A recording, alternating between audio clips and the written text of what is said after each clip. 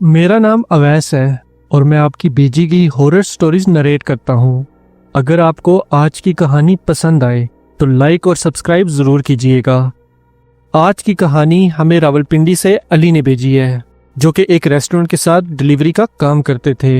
लेकिन एक रात उनके साथ एक ऐसा खौफनाक वाकया पेश आया जिसके बाद उन्होंने वो जॉब छोड़ दी। आइए सुनते हैं उन्हीं की जुबानी कि उनके साथ उस रात में क्या हुआ। मेरा नाम अली है और मैं रावलपिंडी का रहने वाला हूँ। मैं यहाँ एक बहुत मशहूर फास्ट फूड कंपनी के साथ बतौर राइडर काम करता हूँ। ये जो वाकया मैं आज आपको सुनाने जा रहा हूँ, ये कोई बरसों पुरानी बात नहीं है, बल्कि आज से तकरीबन 1 महीना पहले ही मेरे साथ पेश आया। मौसम बदल रहा था और रावलपिंडी की रातें अब ठंडी होना शुरू हो चुकी थीं। हवा में अब वो खुनकी आ चुकी थी जो इंसान को जैकेट पहनने पर मजबूर कर देती थी। मेरी ड्यूटी अक्सर लेट नाइट शिफ्ट में होती है, जो शाम से शुरू होकर रात देर तक चलती है। हमारी कंपनी रात देर तक डिलीवरी की सहूलत देती है, इसलिए हम राइडर को अक्सर रात के 2 या 3 बजे तक सड़कों पर रहना पड़ता है। वो जुम्मे की रात थी। रात के तकरीबन 1 बज रहे थे। रेस्टोरेंट में ऑर्डर का रश अब ख़त्म हो चुका था और हम राइडर वापसी की तैयारी कर रहे थे कि अचानक मेरे फ़ोन पर एक नोटिफिकेशन आया। एक नया ऑर्डर रिसीव हुआ था। ऑर्डर में कुछ बर्गर्स, एक लार्ज पिज़्ज़ा और एक बड़ी कोल्ड ड्रिंक शामिल थी। मैंने एड्रेस देखा तो वो शहर के मेन इलाके से हटकर कुछ तंग गलियों और पुरानी आबादी वाली साइड का था।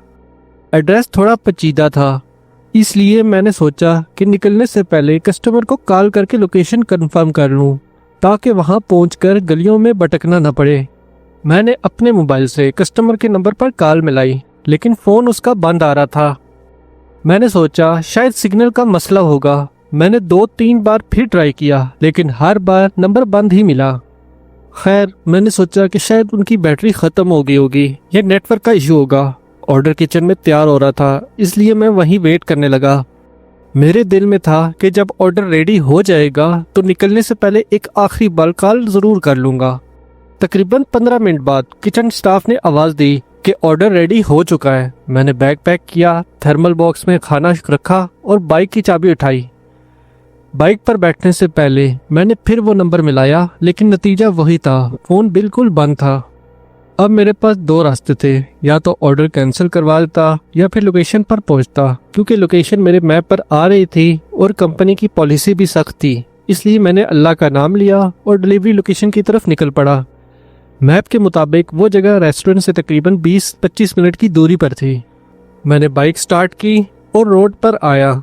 अभी मैंने मुश्किल से 2-4 मिनट का सफ़र ही तय किया था कि अचानक मेरे दिल में एक अजीब सी घबराहट शुरू हो गई। मेरा दिल ज़ोर ज़ोर से धड़कने लगा। एक अनजाना सा खौफ मेरे दिमाग पर छा गया। इंसान की एक छठी हिस्स होती है जो उसे आने वाले ख़तरे से आगाह करती है, और आज मेरी वो हिस्स चीख चीख कर कह रही थी कि अली मत जाओ, वापस मुड़ जाओ। ये बहुत अजीब बात थी। मैं पिछले 6 महीने से ये जॉब कर रहा था। मैंने इससे पहले रात के 3 और 4 बजे भी सुनसान इलाकों में डिलीवरी की थी।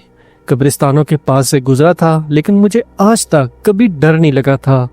कभी ऐसे वसवसे नहीं आए थे, लेकिन आज रात कुछ तो गड़बड़ थी। हवा कुछ ज़्यादा ही सर्द और भारी महसूस हो रही थी। मैंने अपने सर को झटका और सोचा कि ये सब मेरा वहम है। शायद नींद की कमी या थकन की वजह से ऐसा लग रहा है। मैंने बाइक की स्पीड बढ़ा दी और अपनी मंजिल की तरफ बढ़ गया, लेकिन जैसे जैसे मैं आगे जा रहा था वो अनजाना सा खौफ कम होने के बजाय बढ़ता जा रहा था। मेरे हाथ हैंडल पर पसीने से गीले हो रहे थे, हालांकि सर्दी काफ़ी ज़्यादा थी। हाईवे से उतरकर मैं उस लिंक रोड पर चढ़ गया जो उस लोकेशन की तरफ जाता था। ये रोड शहर की रोशनी से बिल्कुल अलग था। जैसे ही मैं इस रोड पर आया, अंधेरा गहरा हो गया। यहाँ कोई स्ट्रीट लाइट नहीं थी और ना ही उस वक्त कोई दुकान या घर आसपास नजर आ रहा था। जो दुकानें थीं वो बंद थीं। सिर्फ मेरे बाइक की हेडलाइट की रोशनी थी जो रोड को रोशन कर रही थी। यहाँ दूर दूर तक सन्नाटा था। मैप देखा तो अभी भी मंजिल पर पहुंचने में 10 मिनट बाकी थे, लेकिन मुझे खबर नहीं थी कि ये अगले 10 मिनट मेरी जिंदगी के सबसे तवील और खौफनाक मिनट होने वाले थे। मेरा दिल कह रहा था कि कुछ बुरा होने वाला है, और मेरा दिल बिल्कुल भी गलत नहीं था। मैं बाइक पर उस सुनसान और अंधेरी सड़क पर रवा दवा था। मेरे इर्द गिर्द सिर्फ खामोशी थी और बाइक के इंजन की आवाज। वो 10 मिनट का रास्ता जो आम हालात में आंख झपकते गुजर जाता था, आज मुझे सदियों जैसा तवील लग रहा था। मेरे दिमाग में अभी भी वो वसवसे चल रहे थे कि अचानक बाइक की हेडलाइट की रोशनी में मेरे बिल्कुल सामने से कुछ गुजरा।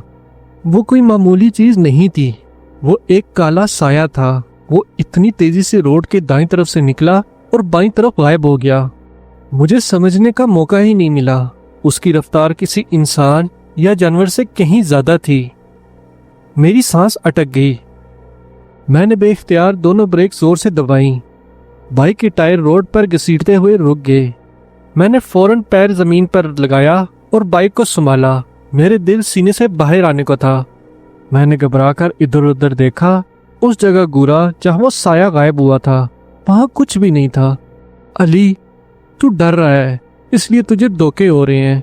मैंने खुद को समझाने की कोशिश की। शायद कोई कुत्ता होगा या कोई और जानवर होगा जो तेजी से गुजरा है, लेकिन मैं अंदर से जानता था कि वो जानवर नहीं था। वो साया इंसान का कद का था, लेकिन उसकी हरकत कुदरती नहीं थी। मैंने एक गहरी सांस ली और औज़ुबिल्लाह मिनश शैतानिर रजीम पढ़ा। इस वक्त यहाँ रुकना मुनासिब नहीं था। मेरे पास डिलीवरी का टाइम कम था और वैसे भी इस वीरानी में रुककर मैं खुद को मजीद डरा नहीं सकता था। मैंने फैसला किया कि अब चाहे कुछ भी हो जाए, मैं रुकूंगा नहीं और जल्दी से ऑर्डर डिलीवर करके वापस हाईवे पर चढ़ जाऊंगा। मैंने बाइक दोबारा गियर में डाला और चल दिया। इस बार मैंने स्पीड थोड़ी तेज कर दी थी, लेकिन अभी मैंने मुश्किल से आधा किलोमीटर ही सफर तय किया होगा कि अचानक बाइक के इंजन ने झटका खाया और अगले ही लम्बे चलती हुई बाइक अचानक बंद हो गई। मैंने क्लच दबाकर बाइक को साइड पर लगाया। नहीं यार, अभी नहीं, मैंने परेशानी में कहा। मैंने फौरन पेट्रोल चेक किया, टैंकी फुल थी। स्पार्क प्लग की तार चेक की, वो भी अपनी जगह लगी हुई थी। मैंने चौक उठाकर किक लगाई, लेकिन बाइक स्टार्ट नहीं हुई। फिर सेल्फ स्टार्ट दबाया, लेकिन इंजन ने कोई रिस्पॉन्स नहीं दिया। ऐसे लग रहा था जैसे किसी ने चलती हुई बाइक का दिल निकाल दिया हो। सब कुछ ठीक था, हर चीज अपनी जगह पर मौजूद थी, लेकिन बाइक स्टार्ट होने का नाम ही नहीं ले रही थी। मैंने घड़ी देखी, रात के तकरीबन 1:30 बज रहे थे। इस वक्त इस सुनसान रोड पर मैं बिल्कुल अकेला था। दूर दूर तक कोई घर नहीं था और सारी दुकानें बंद थीं। यहाँ कोई पेट्रोल पंप भी नहीं था। यहाँ तक उस रोड पर कोई दूसरी गाड़ी भी नजर नहीं आ रही थी। सन्नाटा इतना गहरा था कि मुझे अपनी सांस की आवाज भी शोर लग रही थी। सर्दी का मौसम था, लेकिन मुझे परेशानी के मारे पसीने आ रहे थे। मैं बाइक से उतरा और उसे स्टैंड पर लगाया। मैंने सोचा कि शायद कार्बोरेटर में कचरा आ गया हो। मैंने मोबाइल की टॉर्च चलाकर बाइक को अच्छी तरह चेक किया। सब कुछ नॉर्मल लग रहा था।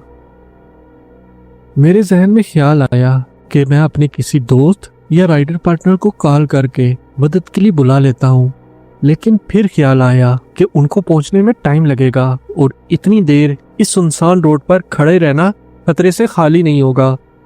फिर मैंने खुद से कहा, चल अली, एक आखिरी बार कोशिश कर। मैं बाइक पर वापस बैठा, स्टैंड ऊपर किया, बिस्मिल्लाह पढ़कर किक पर पाँव रखा। 1 kick, 2 kick, 3 kick, bike start नहीं हुई। अभी मैं चौथी किक लगाने ही वाला था कि मुझे एक बहुत ही अजीब और खौफनाक एहसास हुआ। ऐसे लगा जैसे बाइक की पिछली सीट पर अचानक वजन पड़ गया हो। बाइक के शॉक ऑब्जर्वर नीचे दब गए थे, बिल्कुल वैसे जैसे कोई बारी शख्स आपके पीछे आकर बैठ गया हो। मेरे जिस्म में बिजली की लहर दौड़ गई, मेरे पाँव जमीन पर जम गए। ये क्या हुआ? मैंने सोचा, मैं तो अकेला हूँ। मैंने हिम्मत जमा की और आहिस्ता से गर्दन घुमाकर पीछे देखा। पिछली सीट बिल्कुल खाली थी, वहां कोई नहीं था। मेरा वहम होगा, मैंने सोचा और दोबारा सामने देखा, लेकिन बाइक अभी भी नीचे दबी हुई थी। वजन अभी भी वहां मौजूद था। बाइक का बैलेंस चेंज हो चुका था। मेरा गला खुश्क हो गया, मेरे हाथ हैंडल पर बुरी तरह कांपने लगे। अब मुझे यकीन हो चुका था कि पिछली सीट खाली नहीं है। कोई है जो मुझे नजर नहीं आ रहा, लेकिन वो मेरे बिल्कुल पीछे मुझसे जुड़ कर बैठा हुआ है। और फिर मुझे अपनी गर्दन के पिछले हिस्से पर बिल्कुल कान के नीचे किसी की सांसें महसूस हुई, ठंडी यक ठंडी सांसें। सर्दी के बावजूद मेरे माथे से पसीने की दाड़ें बहने लगीं। मैं चीखना चाहता था लेकिन आवाज हल्क में फंस चुकी थी। मैं हिलने के काबिल नहीं रहा था। मेरा दिमाग माऊफ हो चुका था। मुझे समझ नहीं आ रहा था कि क्या करूं। मैंने दिल ही दिल में आयतुल कुर्सी पढ़ना शुरू कर दी, लेकिन वो वजन कम नहीं हुआ। वो सांसें और भी करीब और बारी होती गईं। मुझे लगने लगा कि अब कोई ठंडा हाथ मेरी गर्दन को पकड़ लेगा। अभी मैं इस दहशत के आलम में था कि अचानक मेरे कंधे पर किसी ने हाथ रखा। मेरी चीख निकल गई। मैं बुरी तरह उछला और घबराहट में अपना तवाज़ुन खो बैठा। बाइक समेत गिरने ही वाला था कि किसी ने मुझे थाम लिया। मैंने हवास बाख्ता होकर पीछे देखा। वहां एक बुजुर्ग खड़े थे, सफेद दाढ़ी, सफेद शलवार कमीज और सर पर एक पुरानी सी टोपी। उनका चेहरा बहुत पुरसुकून और पुरनूर था। उन्होंने मेरी कंधे पकड़े हुए थे। उन्हें देखते ही मेरी जान में जान आई। कौन? मैं हकलाया। उन्होंने कहा, डरो मत बेटा, मैं यहाँ पास से गुजर रहा था। इतनी रात को इस सुनसान जगह क्यों खड़े हो? मैंने नोट किया कि जैसे वो बुजुर्ग मेरे करीब आए थे, बाइक पर से वो अनजान बोझ खत्म हो चुका था। बाइक के शॉक्स वापस अपनी जगह पर आ गए थे और वो ठंडी सांसें भी बंद हो गई थीं। मैंने उन्हें देखा तो मेरी आंखों में आंसू आ गए। डर के मारे मेरा बुरा हाल था। बाबा जी, वो बाइक खराब हो गई है, मैंने कांपती हुई आवाज में बताया। और मुझे लग रहा था कि बाइक पर कोई बैठा हुआ है। मुझे अजीब आवाजें आ रही थीं। बुजुर्ग ने एक गहरी नजर बाइक पर डाली और फिर मुस्कुराए और कहा, बेटा, ये जगह खाली नहीं है। तुम अकेले थे और डरे हुए थे, इसलिए यहाँ के शरारती जिन्नात तुम्हें तंग कर रहे थे। वो तुम्हारे डर के साथ खेल रहे थे। जिन्नात? ये सुनकर मैं दोबारा सहम गया। तो मैं क्या करूं बाबा जी? बाइक स्टार्ट ही नहीं हो रही। परेशान ना हो, बुजुर्ग ने कहा। मैं बाइक से थोड़ा साइड पर हुआ। बुजुर्ग बाइक के करीब आए। उन्होंने बाइक के हैंडल पर हाथ रखा और कुछ पढ़ना शुरू किया। उनकी आवाज बहुत धीमी थी। मुझे समझ नहीं आया कि वो क्या पढ़ रहे थे, लेकिन उनकी आवाज में एक अजीब सा सुकून था। कुछ सेकंड तक वो पढ़ते रहे। फिर उन्होंने बाइक के इंजन पर फूंक मारी। अब स्टार्ट करो बेटा, उन्होंने मुझे हुक्म दिया। मैं डरते डरते बाइक पर वापस बैठा। बिस्मिल्लाह पढ़कर किक लगाई। पहले ही किक पर बाइक ऐसे स्टार्ट हुई जैसे कभी खराब ही नहीं हुई थी। इंजन बिल्कुल स्मूथ चलने लगा। मेरी खुशी की कोई इंतहा न रही। शुक्र अल्हम्दुलिल्लाह, मैंने जोर से कहा। मैंने बाइक स्टैंड से उतारी और उन बुजुर्ग का शुक्रिया अदा करने के लिए पीछे मुड़ा। पीछे कोई नहीं था। रोड बिल्कुल खाली थी। मैंने इधर उधर देखा। मैंने आवाज दी, लेकिन वहां सिर्फ सन्नाटा था। रोड के दोनों तरफ खाली जमीनें और दरख्त थे। वहां कोई घर नहीं था, कोई गली नहीं थी, कोई छुपने की जगह नहीं थी। अभी मुश्किल से 2 या 3 सेकंड हुए थे मेरी नजर हटाए हुए। एक 70-80 साल का बूढ़ा आदमी इतनी जल्दी कहाँ जा सकता है? दूर दूर तक रोड पर कोई नजर नहीं आ रहा था। मेरा जिस्म एक बार फिर ठंडा पड़ गया, लेकिन इस बार यह डर वाला ठंडा नहीं था, बल्कि एक अजीब सी हैबत थी। मुझे समझ आ गई थी कि वो कोई आम इंसान नहीं थे, या तो कोई अल्लाह वाले थे जो मेरी मदद को आए थे, या फिर कोई फरिश्ता था जिसने मुझे उन शरारती जिन्नात से बचाया था। उनके जाने के बाद भी उनकी मौजूदगी का एहसास बाकी था। मैंने आसमान की तरफ देखकर अल्लाह का शुक्र अदा किया। या अल्लाह, तेरा शुक्र है। अब मेरे पास फैसला करने का वक्त था कि वापस जाऊं या आगे। घर वापस जाने का मतलब था जॉब को खतरा, सैलरी की डिडक्शन और कंपनी का फाइन, और लोकेशन अब यहाँ से सिर्फ 2 या 5 मिनट के फासले पर थी। अली, अब जब मदद आ गई है तो डर कैसा? डिलीवरी कर और यहाँ से निकल जा। मैंने खुद को हौसला दिया। मैंने बाइक गियर में डाली और मंजिल की तरफ बढ़ गया। लेकिन दोस्तों, मुझे क्या मालूम था कि जो कुछ अभी हुआ वो सिर्फ एक ट्रेलर था। असल फिल्म तो अभी शुरू होनी थी। वो जिन्नात जिन्हें बाबा जी ने भगा दिया था, वो हार मानने वाले नहीं थे। वो डिलीवरी लोकेशन पर मेरे इंतजार कर रहे थे और वापसी का सफर मेरी जिंदगी का आखिरी सफर बनने वाला था। लोकेशन अब करीब ही थी। तकरीबन 2 मिनट बाद मैं उस एड्रेस पर पहुंच गया। जो मैप पर आ रहा था वो एक पुराना सा घर था जिसकी दीवारें काफी ऊंची थीं और गेट पर कोई लाइट नहीं जल रही थी। मैंने बाइक रोककर मोबाइल निकाला और दोबारा कस्टमर को कॉल करने की कोशिश की। इस बार घंटी बज गई और कॉल पिक हो गई। हेलो सर, मैं इधर ही हूँ, आपके गेट पर खड़ा हूँ, मैंने जल्दी से कहा। दूसरी तरफ से एक बारी सी आवाज आई, हाँ मैं आ रहा हूँ। कुछ ही लम्हों बाद गेट खुला और एक आदमी बाहर आया। अंधेरे की वजह से उसका चेहरा साफ नजर नहीं आ रहा था। मैंने डिलीवरी बॉक्स खोला। मेरे जहन में बस यही था कि जल्दी से ऑर्डर डिलीवर करूं और यहाँ से निकलूं। सर मैं बहुत माजरत ख्वाह हूँ लेट होने के लिए, मैंने बैग की सिप खोलते हुए कहा। रास्ते में बाइक खराब हो गई थी। उस आदमी ने कोई जवाब नहीं दिया, बस हाथ आगे बढ़ा दिए। मैंने बैग का ढक्कन उठाया ताकि अंदर से पिज्जा और बर्गर निकाल सकूं, लेकिन जैसे ही मेरी नजर बैग के अंदर गई मेरे पैरों तले से जमीन निकल गई। मेरा दिमाग सुन्न हो गया। बैग बिल्कुल खाली था।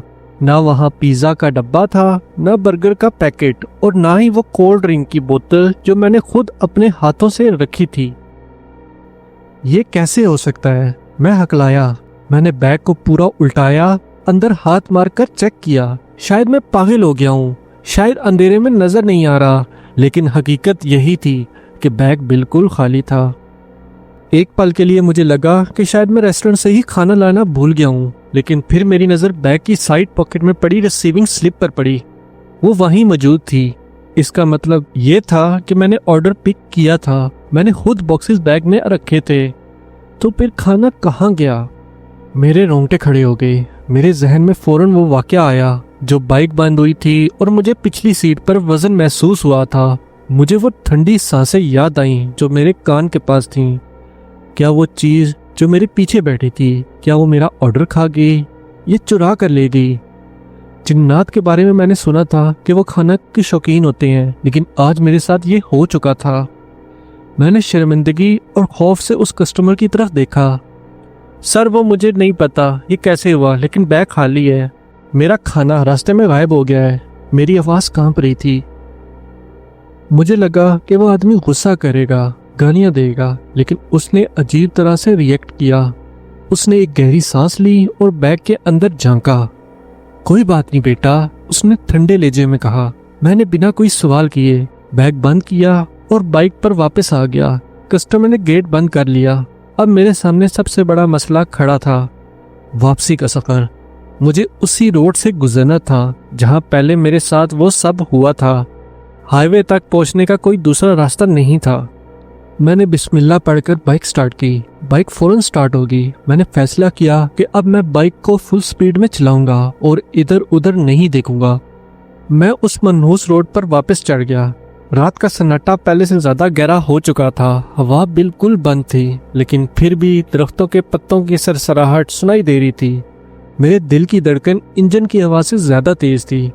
स्ट्रीट लाइट ना होने की वजह से गुप्त अंधेरा था। बस मेरे हेडलाइट की रोशनी एक लंबा रास्ता बना रही थी।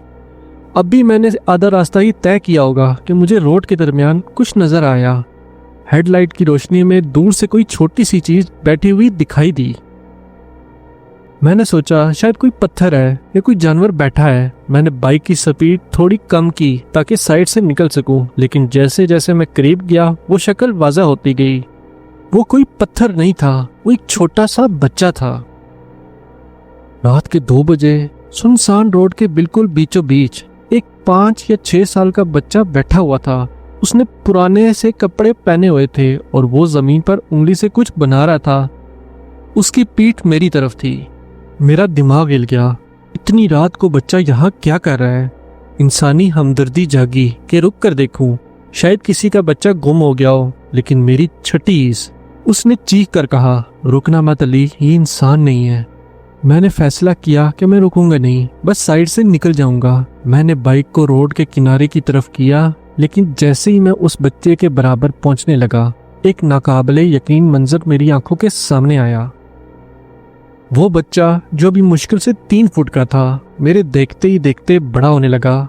उसका जिस्म फैलने लगा, उसकी टांगें लंबी होने लगी। पलक झपकते में वो एक छोटे बच्चे से बढ़कर एक नौजवान बन गया और अगले ही सेकंड में वो मजीद लंबा होकर एक तवील कद औरत के साए में बदल गया।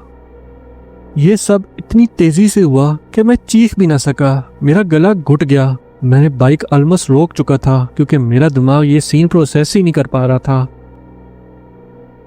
उस मखलूक ने, जो भी कद में 7 फुट से भी लंबी हो चुकी थी, आहिस्ता से अपना चेहरा मेरी तरफ मोड़ा। बाइक की हेडलाइट सीधा उसके चेहरे पर पड़ी। वो चेहरे में मरते दम तक नहीं भूल सकता। वो बिल्कुल फ्लैट था, लेकिन उसकी आंखों में कोई काली पुतली नहीं थी। वो पूरी की पूरी सफेद थी, जैसे उबले हुए अंडे हों। उसके चेहरे पर कोई नाक नहीं थी, बस मुंह की जगह एक लंबा सा कट था। वो मुझे अपनी उन आंखों से घूर रहा था। मेरे जिस्म डर के मारे अकड़ गया। मैंने दहशत में एक पल के लिए अपनी आंखें बंद की और जैसी मैंने आंखें खोली, रोड बिल्कुल खाली थी। वो मखलूक वहां नहीं थी। मेरे हाथ पांव ठंडे पड़ गए। मेरा दिमाग चीख रहा था कि भाग अली भाग। मैंने बाइक फुल स्पीड पर कर दी। बाइक हवा से बातें करने लगी। मैं 80-90 की स्पीड पर उस टूटी हुई सड़क पर भाग रहा था, लेकिन मुसीबत अभी खत्म नहीं हुई थी। मैं सीधा रोड पर जा रहा था कि अचानक मेरे पीछे से आवाज आई, अली अली।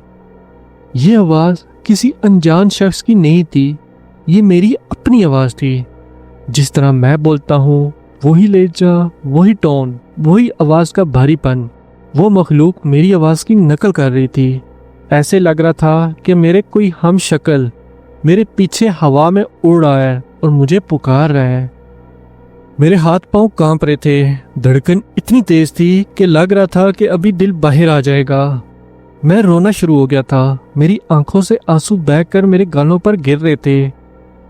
मैंने ऊंची आवाज में आयतल कुर्सी पढ़ना शुरू कर दी। सूरह फलक पढ़ी, सूरह नास पढ़ी, जो जो याद आया सब पढ़ना शुरू कर दिया।